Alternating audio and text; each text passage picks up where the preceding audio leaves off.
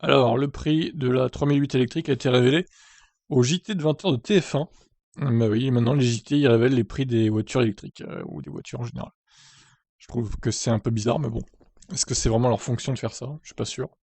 Quelle que soit la marque d'ailleurs. Mais bon, soit. Alors, une seule configuration technique est au menu. Ah ouais?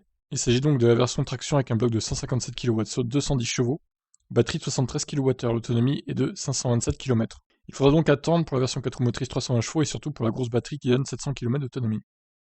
D'accord, donc cette version-là se situe entre les deux versions du Scénic. En gros, c'est un mix entre les deux, quoi.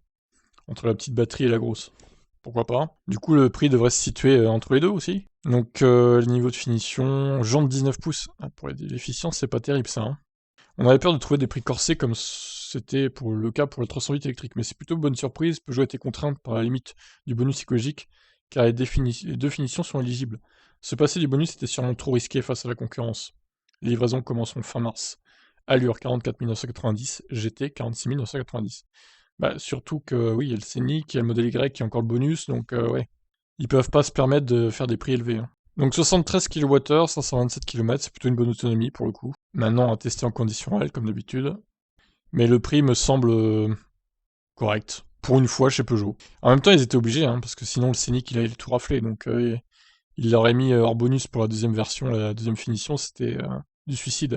Que pensez-vous de ces tarifs? Je vous laisse commenter.